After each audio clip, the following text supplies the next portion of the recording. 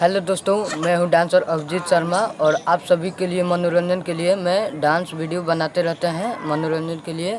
और मेरे चैनल को सब्सक्राइब करना ना भूलें। मेरा लिंक दिया गया है डिस्क्रिप्शन में और वहां से वीडियो आप देख सकते हैं।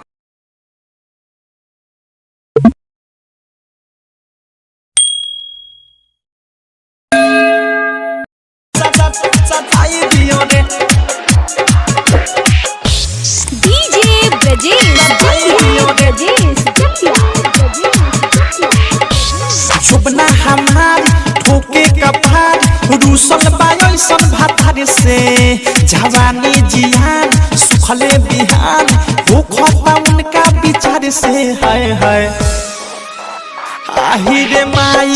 शुभना हमार ठोके कपार रूसल बायसन भातार से जवानी जियान सुखले बिहान हो खता उनका विचार से हाय हाय। ओखरे सुताबी मना लाला चावे आहिरे माई। ओखरे सुताबी मना लाला चावे जगे पजा के भटकाई दियो रे का कहीं मोरा सैया के खेला रात पेनी में छेनी सताई दियो रे रात पेनी में छेनी सताई दियो रे रात पेनी में छेनी सताई दियो रे पेनी में छेनी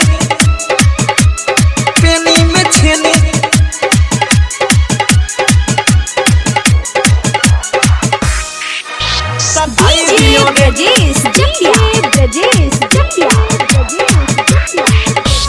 मरद के सुख सजिया के भूख मिटे ना रहिले छूछे ढूंढी के मोड़ी देवेला छोड़ी भोला न कबहू पूछे रे मैया।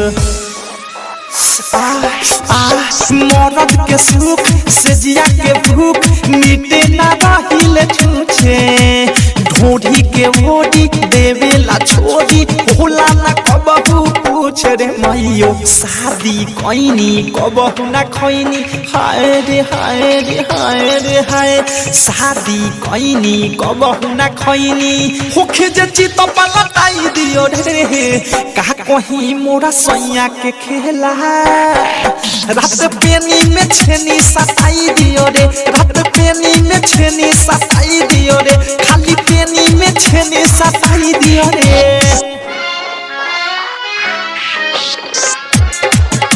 सताई दियो रे सताई दियो रे डीजे ब्रजेश बिकी विशाल बुझे न हाल अवधे सत्य में का कही बिकी देवर देखावे तेवर मन काटे वो कटे पड़ही रे आगे आए रे दादा।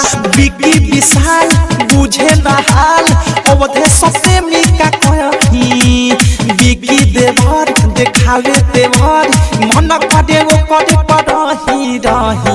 अनुराग संग बादशाह बिहारी हाय रे हाय रे हाय रे हाय। अनुराग संग बादशाह बिहारी अब के चटनी चटाई दिया रे का कहीं मोरा सैया के खेला रात पेनी में छेनी सताई दियो रे रात पेनी में छेनी सताई दियो रे रात पेनी में छेनी सताई दियो रे। डायमंड